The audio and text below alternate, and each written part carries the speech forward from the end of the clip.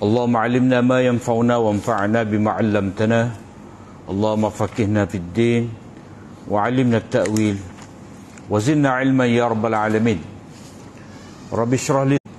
Alhamdulillah, syukur kita pada Allah SWT dengan limpah rahmatnya. Malam ni kita sambung lagi hadis 884, hadis pertama daripada kitabun nikah. Hadis Abdullah bin Mas'udin an Alqamah.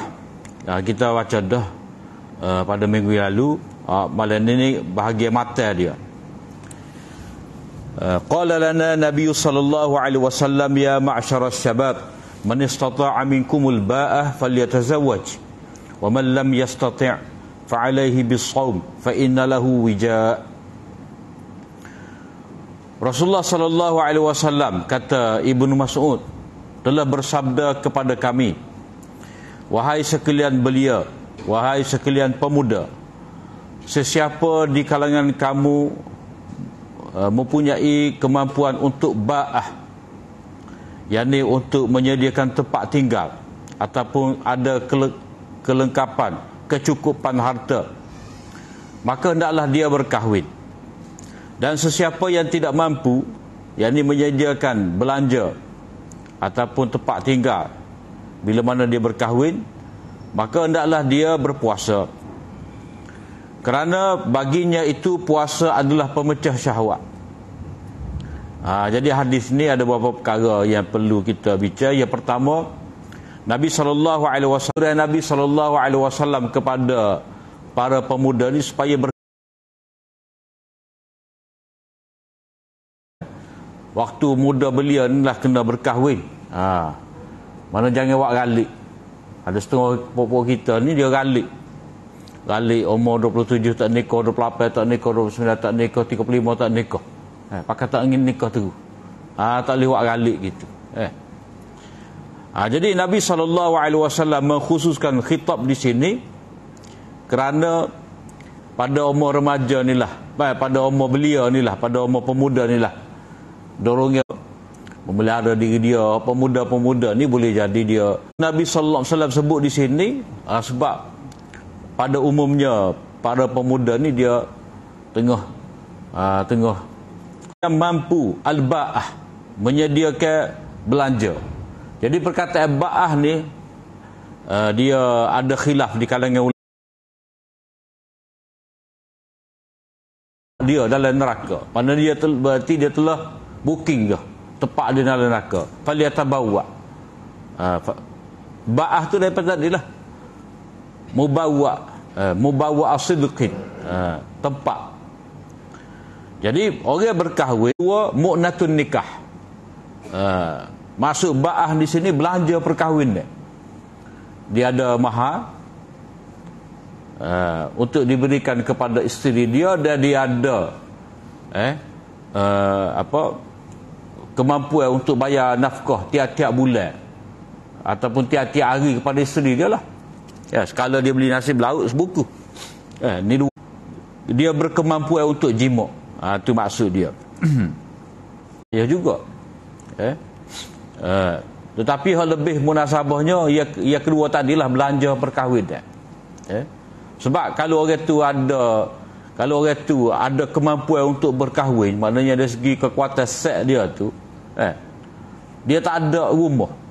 Sebab kalau kita kata dia ada rumah, ada tempat tinggal. Jadi kadang-kadang kita berkahwin tak ada rumah, tak apa. Kita duduk rumah tua kita ke, duduk rumah kita sendiri ke, 3 hari rumah kita, 3 hari rumah bini, dia main giling mari. Dah peringkat awal tak ada masalah. Lepas tu kalau kita kata masuk ba'ah di sini dengan mana kekuatan jima, dia ada syahwat, berfungsi dengan sebaik-baiknya anggota dia tu. Jadi kalau kata begitu, tak ada mana Nabi suruh puasa tu. Sebab masuk puasa nak mengurangkan syahwat. Jadi sesiapa yang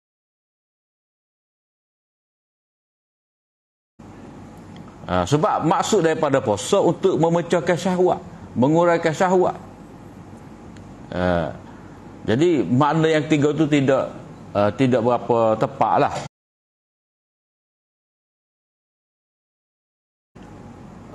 kemampuan untuk bersetubuh dan juga dia ada belanja nikah. Dua-dua tu dia ambil kira. Tidak dapat tidak. Maknanya sesiapa di antara kamu yang ada kekuatan syahwat sehingga dia ada dorongan untuk berkahwin, kemudian dia ada belanja untuk berkahwin pula, ada pitih, ada pekerjaan, nikahlah. Tak kena duduk sorang. Itu makna dia. Kemudian kalau dia tidak ada belanja, tidak ada kecukupan harta, nak bayar mahal tak boleh, maka puasalah. Dia puasa.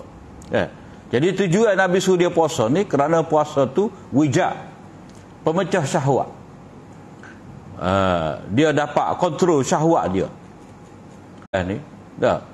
Jadi itu adalah benda luar boleh masuk dalam tubuh kita, dan disebutkan dalam hadis inna pada saluran darah. Pada saluran darah. Maknanya syaitan masuk ke. Jadi bila kita makan ni, makan kan membekakkan oksigen saluran darah. Jadi syaitan masuk ke tu lah. Jadi bila dia kenyang, jadi kejap syahwat dia. Keinginan syahwat ada. Bila dia tak makan jadi moyok. Tak ada kekuatan. Itu dia tak ada fikir nak syahwat. Jadi orang-orang dulu, hamba-hamba hak dia ada miliki, dia pecah saluran syahwat, saluran pada batu dia tu, tak tahulah orang dulu buat lagu mana. Dah. Jadi bila gagah molek sebab dia tak ada dah. Kalau jenis kita pergi hamba lagu ni dah. Kena cari bini kau dia lah. Kalau kita ada hamba lagu ni, kita kena cari bini untuk dia. Sahah pula kita. Lepas tu kalau dia nak ada kambing, dah. Isi banyak kau gapo kau dia kasih. Maka orang tu akan jatuh dalam perkara haram. Jadi tepat nak letak syahwat haram, tak boleh. Tak boleh Jadi tak ada dah fungsi dia sebagai lelaki. Kilai benih Allah Ta'ala cipta 2 butir telur tu supaya kilai tu mengeluarkan telur supaya ada zuriat berketurunan. Daripada ni juga ulama bahas pada kita, iaitu kalau seseorang itu tidak boleh menghapuskan syahwat daripada diri dia dengan cara khasi ni, maka apakah boleh dia nak boleh ke tidak? Mana dia makan ubat kurang syahwat, ada tak kena teh urin kat air lekat. Kita dengar pakai kopi ni ada ubat, ada ubi jaga. Yang moyak ni orang asli kita ambil di pak orang asli. Orang asli apa je cuma golek tu je.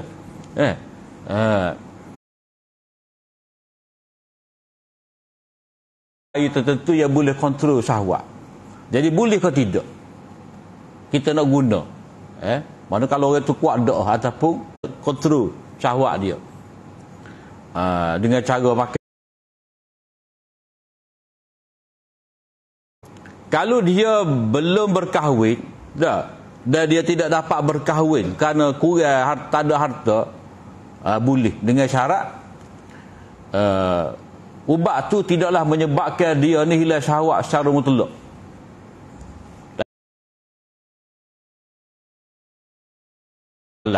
Sebab setiap daripada manusia ni Allah Ta'ala pasal syahwat ada. Kalau tidak tak jadi orang, tidak berketurunan yang bertauliah. Sebab hak ni dia janganlah menyebabkan ada mudarat hak lain. Sebab orang hak tak perlu tak boleh guna pergi perancat ni. Orang hak perlu. Kes perlu tu banyaklah. Macam dia isteri ni umur lebih dah. Tapi mau ihik lagi. Umur lebih dah tapi doktor kata kalau dia hamil pun berisiko. Jadi kita pun gunalah kaedah perancat. Waktu tu ni tak apa. Jadi umur 40 lah dia punya risiko-risiko dia. Pak kalau kita kata Tuhan nak beri rezeki, kaedah dia hak ni ada kaedah juga ni. Sebab apa? Sebab ilmu ini dah. Maknanya dia jumpa lah hukum dalam bab ni gin ni. Jadi kita tak boleh kita diarah supaya elok daripada mudarat. Jadi kita kena ikut orang panggil hukum sebab musabab. Nabi pergi perang pun ada bedik, ada baju besi, ada topi besi, ada pedang, ada cukup kelengkapan belaka. Jadi asbab musabab ni, ini bukan kategori syirik. Ini orang panggil bab mengambil asbab musabab. Jadi hal ni pun kalau atas nasihat doktor, isteri awak ni tak boleh hamil dah. Jadi kita kena dengarlah buah dia tu. Bukan kata doktor ni lawan hukum Allah. Ada. Bila kita kena akui lah, bila siapa masa dia tak boleh lah. Kena akui. Sebab itulah Nabi sebut nikah dengan hak muda lah. Tazawwajul walud, anak ramah ni kena nikah dia umur muda. Jadi kalau kita umur 25, cari hak umur 40, kono-kononnya ikut seperti Nabi, tu tak tepat tu. Tak tepat tu. Sebulih. Tak salah. Sama juga kalau orang tu dia lebih syahwat. Dah, dia mau syahwat. Lepas tu dia cari ubat untuk menguatkan syahwat dia. Boleh. Tapi kaedah seperti tadi lah. Mana dia ada isteri, ia perlu cokek tak pahal-pahal gapo semua dah. Kita nak cari ubat syahwat pula, tak ada lah. Kita umur 60, dia pun umur 60 juga. Tak ada geram mana. Jadi kita seperti hubungan kelamin ni, Allah ketua ni dia tak sama. Jadi kalau orang lain lah, kalau orang tu dia nak nikah seorang lagi, nikah pula umur. Kemudian ada kita baca ni dia ringkas. Sebab ada riwayat lain, aghaddu lil basar wa ahsanu lil farj. Maka hendaklah dia berkahwin, kerana berkahwin itu dapat menundukkan pandangan.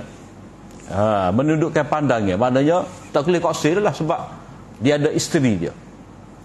Dia ada isteri dia, maka dengan ada isteri ni, maka dia dapat menundukkan pandangan dia, dapat jaga syahwat dia, dan lebih melindungi syahwat dia, kemaluan dia.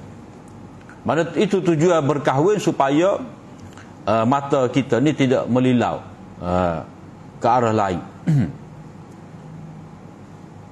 Sebab itulah dalam hadis pun ada menyebut, kita akan jumpa nanti, bila seseorang itu dia keluar daripada rumah dia, mari perasaan dia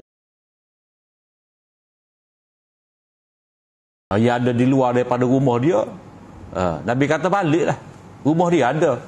Gitu mudah. Mana Nabi pun kira keadaan seorang lelaki ni, bila dia keluar rumah ni, macam-macam lah dia temu jumpa. Jadi kalau tu lelaki balik gaduh-gaduh gitu kak, kena faham lah. Apa seorang tu dia ajak oleh suami dia, walaupun dekat dapur tu, tempat bakar roti tu, dia tengah buat kerja, dia kena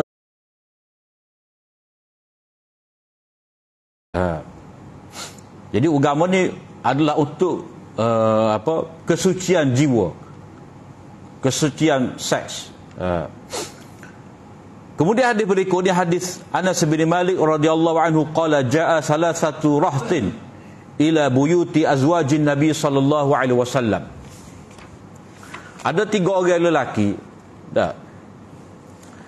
ia datang ke rumah Nabi, isteri-isteri Nabi sallallahu alaihi wasallam, yasaluna an ibadati Nabi sallallahu alaihi wasallam. Mereka mari ni nak tanya cara ibadat Nabi sallallahu alaihi wasallam, bagaimana ibadat Nabi. Falamma ukhbiru ka'annahum taqalluha. Bila mana mereka diberitahu ibadat Nabi ni, mereka rasa sikit ni, maknanya hak mereka buat selama ni jika dibandingkan dengan Nabi. Wa aina nahnu minan Nabi sallallahu alaihi wasallam. Mana yang pertama, kita rasa sikit dah hak kita buat selama ni, setelah diberitahu hak Nabi buat ni, kita rasa sikit. Ada juga orang yang tafsir, mereka rasa Nabi buat tu sikit. Jadi mereka nak buat banyak. Tapi makna pertama tu lebih munasabah lah. Jadi mereka kata wa aina nahnu minan nabi sallallahu alaihi wasallam. Yang terdahulu ataupun kemudian. Maknanya kalau Nabi buat ibadat tak banyak pun, Nabi diampunkan dosa. Kita ni tak boleh. Ada pun aku, dia orang pertama kata aku akan semaya malam sama-sama, tak saya tinggal. Dalam riwayat lain, aku tak saya tidur. Wa qala akhar wa ana a'tazilun nisa falam atazawwaju abada. Aku ni akan menjauhi wanita, dan aku alaihi wasallam. Bila Nabi dapat tahu ni, Nabi pun pergi. Antumul ladzina qultum kaza wa kaza. Nabi kata amma wallahi, ketahuilah aku ini tidak puasa pula juga. Maknanya bukan kata Nabi ni nak hari puasa, tidak. Hujung malam tu dia bangun. Dia bangun. Mula semaya witir dah. Orang baik pula. Kalau Nabi Daud ni, dia tidur dulu sekejap, kemudian dia bangun, dia tidur pula. Rapat subuh.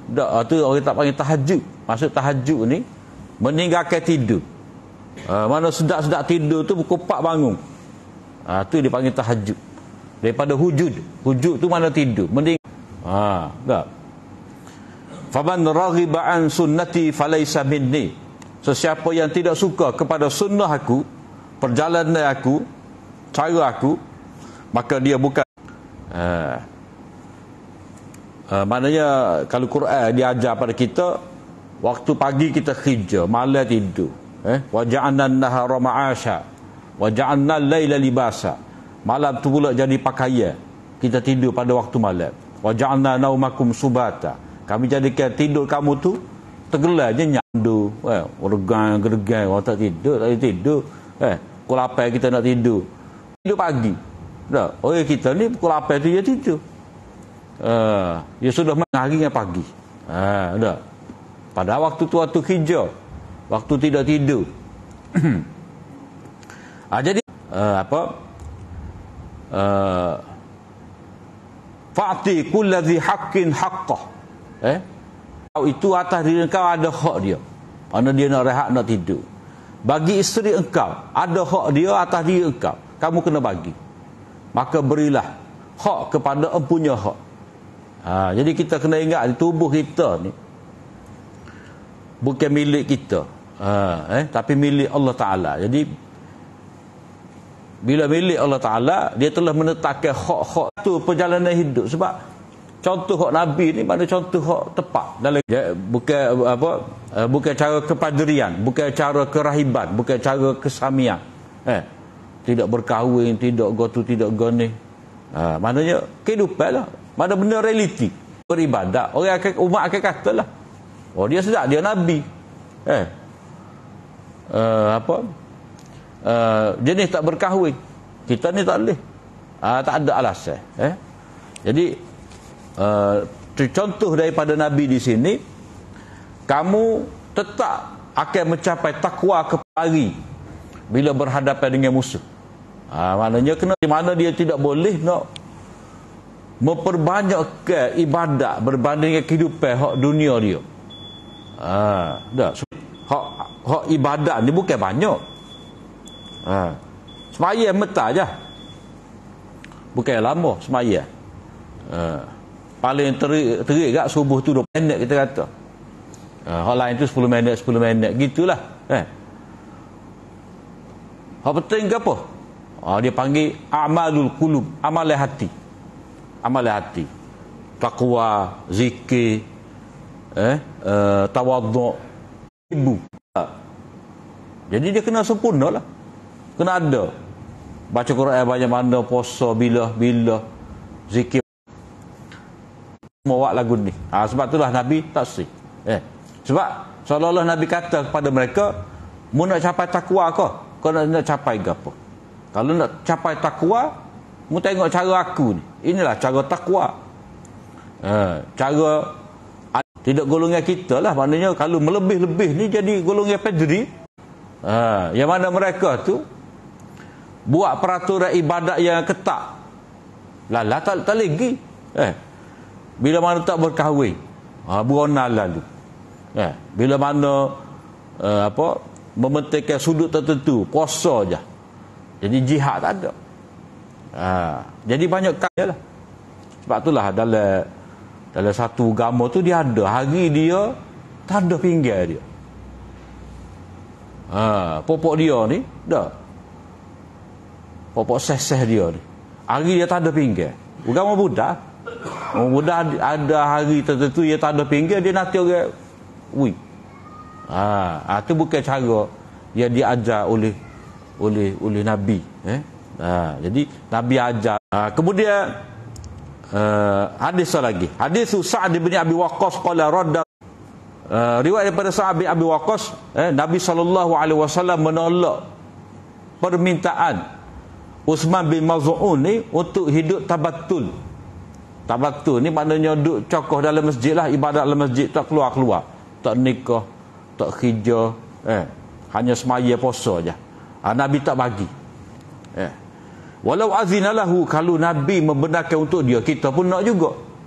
Sampai kita akan kasih. Nak buat syahwat. Tapi Nabi tak beri. Sebab itu bukan cara dia. Kita berhenti setakat tu, wallahu a'lam. Apa yang baik dari Allah SWT, salah dan silap daripada kelemahan diri. Aku liqauli hadza wa astaghfirullah li wa lakum. Assalamualaikum warahmatullahi wabarakatuh.